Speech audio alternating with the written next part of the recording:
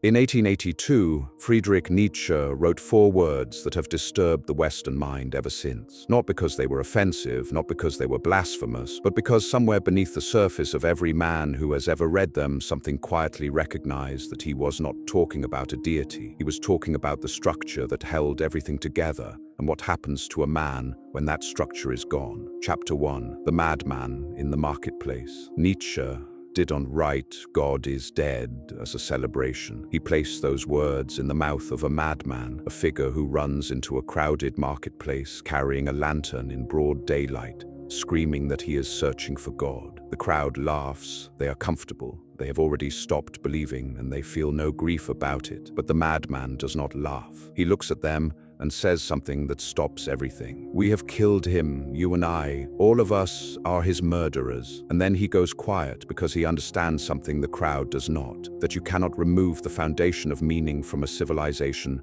and expect nothing to collapse. The building does not fall immediately. It stands for a while, held up by habit, by memory, by momentum, and then slowly the walls begin to lean. Consider Nietzsche himself. He is a professor of classical philology at the University of Basel at 24 years old, the youngest ever appointed to that chair. He has a formidable intellect, a relentless work ethic, and a mind that cannot stop pulling at the threads of Western thought. From the outside, he is extraordinary. But Nietzsche has not felt genuinely certain about the civilization he inhabits for years. Not certain about where it is going, not certain about what it truly values, not certain about why men get up in the morning beyond the mechanical rhythm of obligation and social conformity. He is not broken in any ordinary sense. He is something more precise than that, and in many ways more dangerous. He sees the hollow center, and he cannot look away. Chapter 2. The Death. No one mourned to understand what Nietzsche saw and what drove him to write with the urgency he did. You must understand what he actually meant by the death of God. He was not making a theological argument. He was making a cultural diagnosis. For centuries, Western civilization was organized around a single vertical axis, a structure of meaning that descended from the divine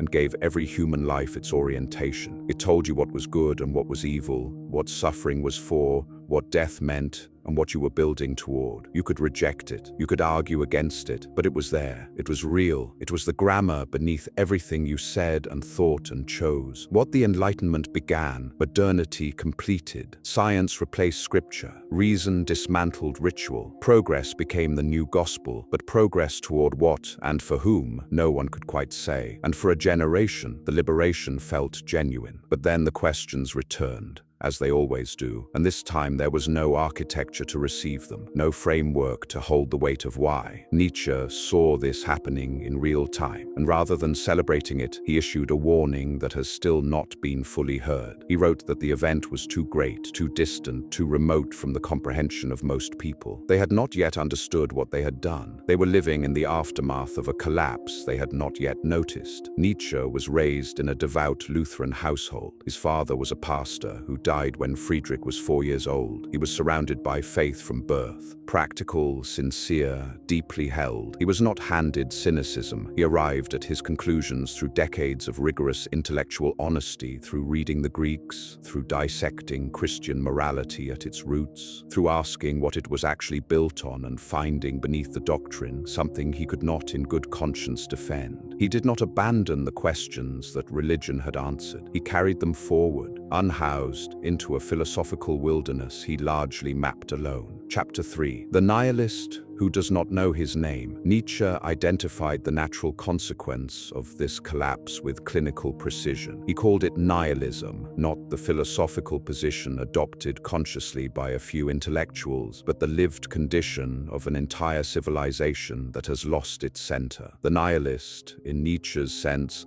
is not a man who says nothing matters. He is a man who goes on living as though things matter while privately feeling, beneath every surface, that they do not. He consumes, he accumulates, he fills every quiet moment with noise, because quiet is where the questions live, and the questions are no longer answerable. Nietzsche recognized this condition not merely as an observer, but as a man who had passed through its territory, His early work showed a thinker seduced by Schopenhauer's pessimism, the philosophy that existence is suffering, that the will is blind and insatiable, that the wisest response to life is withdrawal and negation. For a period, Nietzsche inhabited that darkness genuinely. He did not perform it, he felt it. But unlike the passive nihilist who settles into negation as a permanent address, Nietzsche kept moving, he kept interrogating. He turned the same brutal honesty he applied to Christianity and idealism inward, toward his own despair, and refused to let it become a resting place. Nietzsche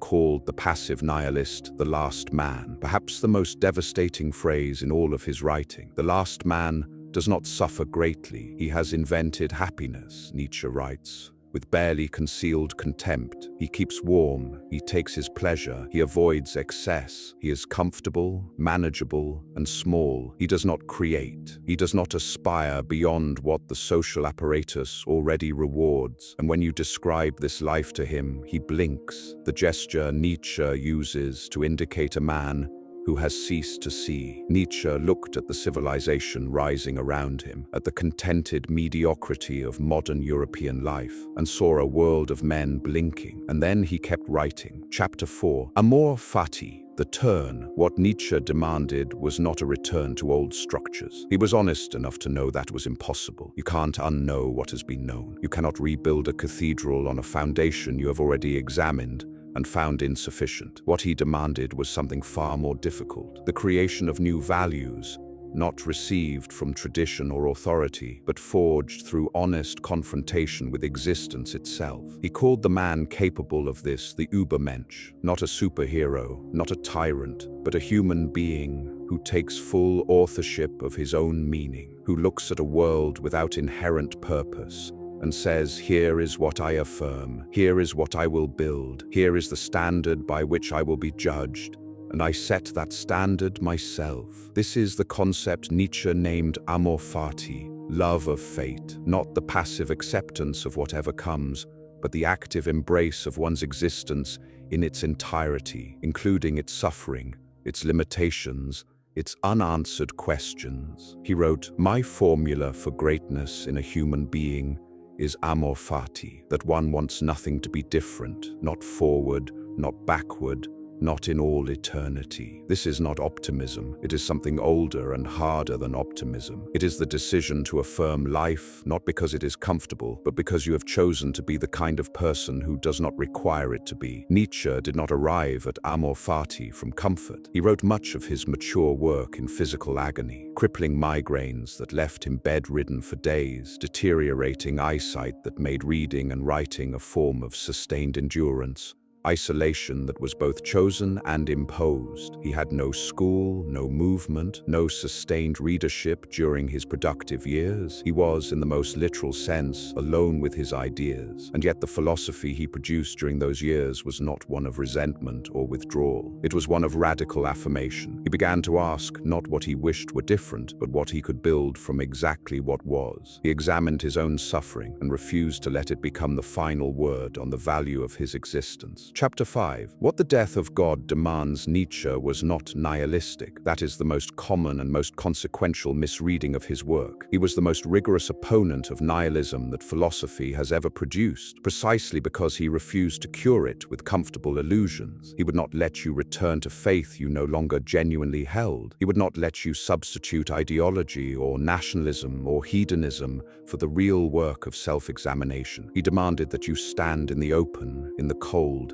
in the full awareness that no external authority would tell you what your life should mean, and that you build something worthy there anyway. The death of God, properly understood, is not a loss, or rather, it is a loss that contains within it an enormous and terrifying freedom. The freedom to become, as Nietzsche wrote, who you are, not who you were shaped to be by the pressures of a culture in decline, not the last man, blinking and comfortable, but a human being who has looked honestly at existence, accepted its weight without flinching, and chosen, fully chosen, with no authority to defer to and no structure to hide behind, what to do with the time that remains. Nietzsche collapsed in Turin in January 1889. He never recovered his mind. He spent his final 11 years in silence, cared for by his mother and then his sister, producing nothing further. He died in 1900, largely unread, without witnessing the reach of what he had written. And yet he had said, years earlier,